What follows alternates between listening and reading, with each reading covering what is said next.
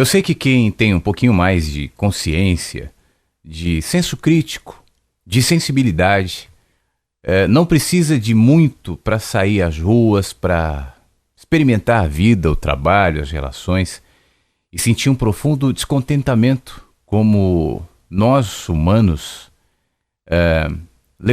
conduzimos a nossa vida, a nossa política, o nosso jeito de fazer as coisas. Eu estou entre aqueles que olham para o jeito que nós votamos, por exemplo, e nos portamos diante daqueles que recebem o nosso voto com tamanha passividade.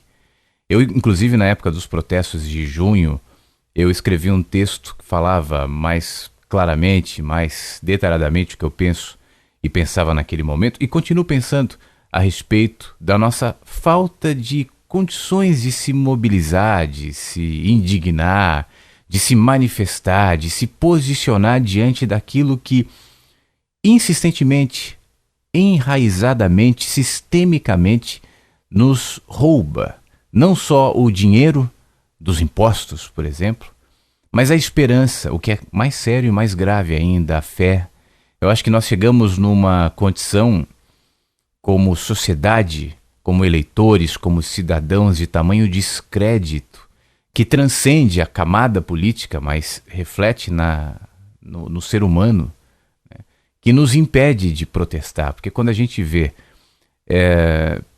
grupos ou pessoas ou partidos ou quem quer que seja, ou ONGs, enfim, que deveriam se posicionar a favor daqueles que sofrem, daqueles que precisam de ajuda, usar esse tipo de posicionamento como meio de se eleger ou de se fortalecer politicamente, até que quando chegar num ponto onde realmente pode fazer alguma coisa, se esquece, pede para que se esqueça e segue um outro caminho populista, demagógico, dando um pouquinho aqui, tirando tanto lá. Isso vai roubando a esperança das pessoas. E não é só com a camada política. Outro dia eu conversava com um amigo sobre a tristeza de enxergar aqueles que deveriam fazer contraponto a tudo isso, como, por exemplo, os representantes religiosos, né? É óbvio que quando eu falo, eu incluo as exceções, é óbvio que eu coloco espaço para exceções, mas no caso, por exemplo, da política, para a gente entrar daqui a pouco nos religiosos, as exceções servem nada mais para legitimar os maus, porque se você vê no meio de um congresso, por exemplo, com centenas de políticos, e você pode contar nos dedos de uma mão aqueles que você pode considerar de alguma maneira honestos ou bem intencionados, eu e você e todos sabem que aqueles que são bem intencionados não têm a menor condição de fazer nada, porque tudo é montado, toda a estrutura, todo o sistema é montado para que tudo se perpetue como é, para que haja espaço para corrupção, para roubalheira. Aqueles que roubam usam o argumento de que se eu não pego, outro pegará. Então tudo é montado para isso. Se alguém tem boa intenção e quer mudar alguma coisa, esse não consegue. Esse não vai fazer nada. Então, de fato, esses 5, 4, 3 honestos que a gente consegue contar, que estão ali no meio, estão fazendo o quê?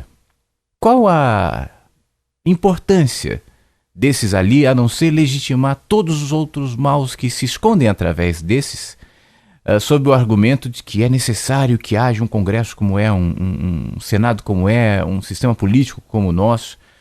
Enfim, eu falava dos religiosos também, incluindo as exceções. Felizmente há muita gente bem intencionada, de bom coração, que faz boas coisas, mas eu estou falando não necessariamente agora de gente, indivíduos, mas de instituição.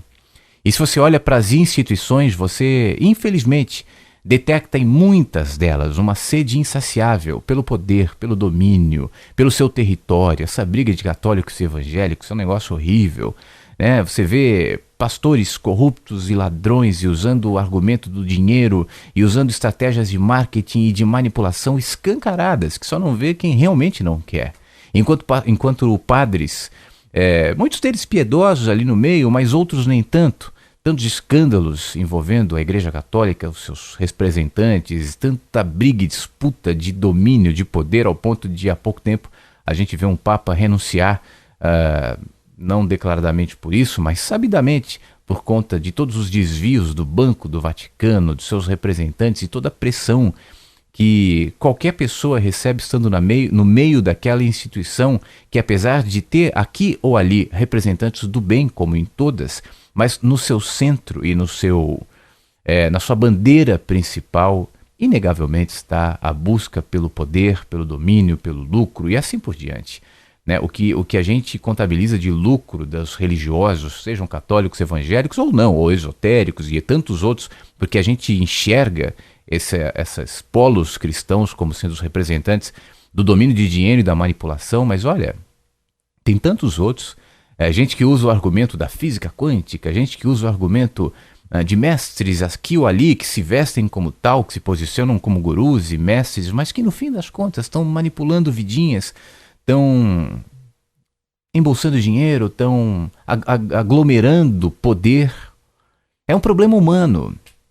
E eu estou falando tudo isso porque, como eu tenho esse canal, como eu escrevo, enfim, durante uma fase dos meus textos e da minha caminhada, a percepção dessa realidade me remetia para a necessidade de escrever diretamente sobre isso. E muita gente me cobra, inclusive, agora, dizendo o seguinte: mas por que você não se manifesta ou se posiciona de maneira mais enfática em relação a esses problemas, em relação a essa tristeza, essa tragédia que a gente vê implantada nos sistemas que comandam o nosso mundo, e fica nessa coisa de aquiete-se, de acalme-se, de perceba, de...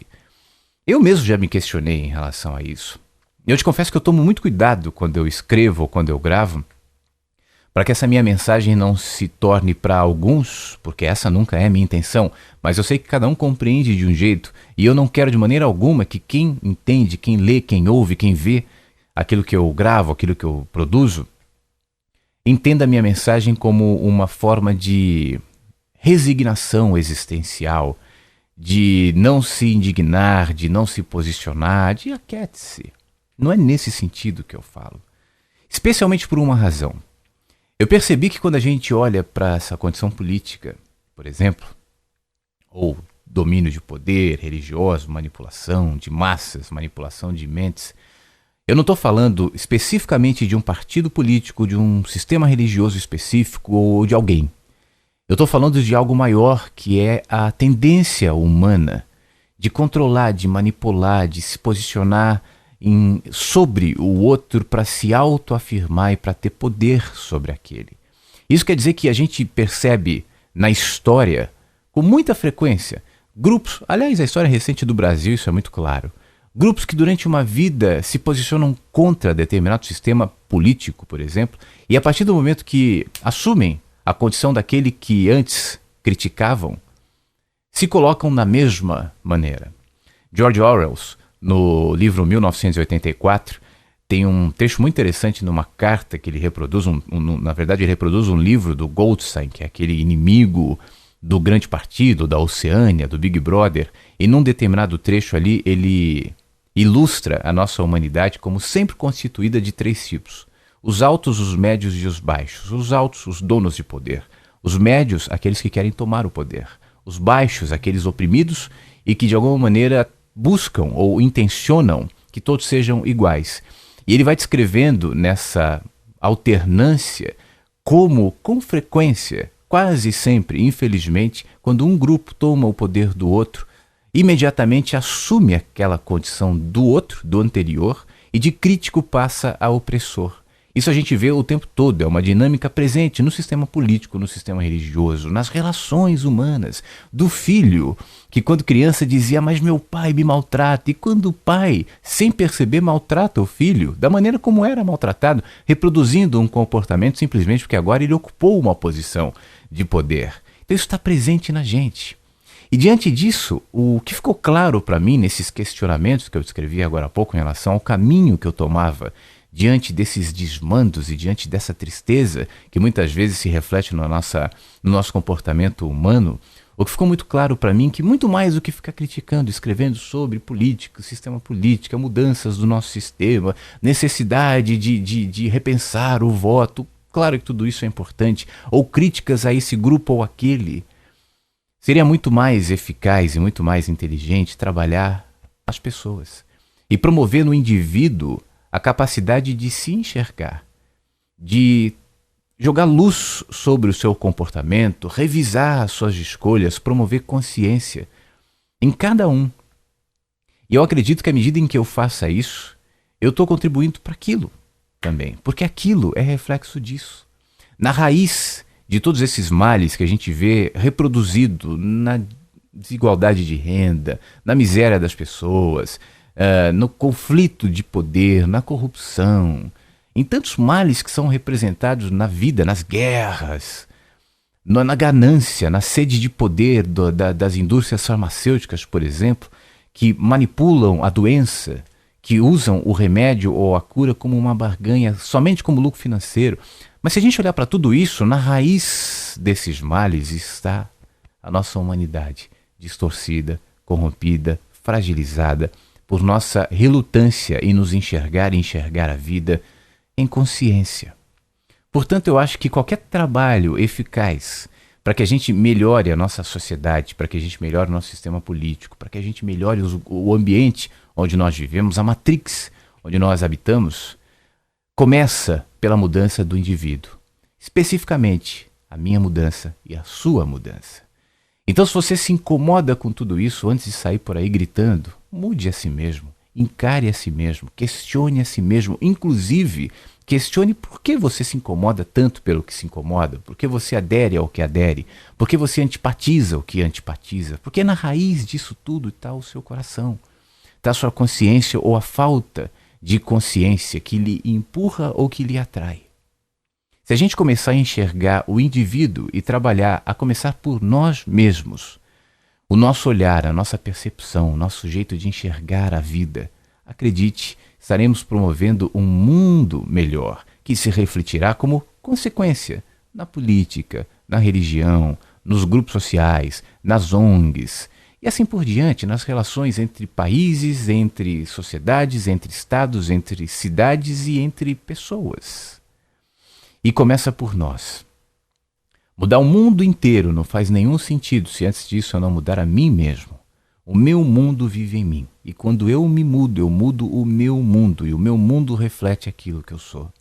Então, se você é um daqueles que justificadamente caminha incomodado com tudo isso que a gente experimenta como realidade na vida, com todas as injustiças e contradições que infelizmente os sistemas reproduzem, lembre-se que os sistemas reproduzem gente. Não há sistemas, não há instituições, não há ONGs, não há grupos, não há Vaticanos, não há partidos políticos, não há Congresso, não há Senado, não há Palácio do Planalto, há pessoas, há gente que se escondem nesses rótulos e que usam esses rótulos para reproduzirem aquilo que eles ainda não resolveram dentro de si mesmo.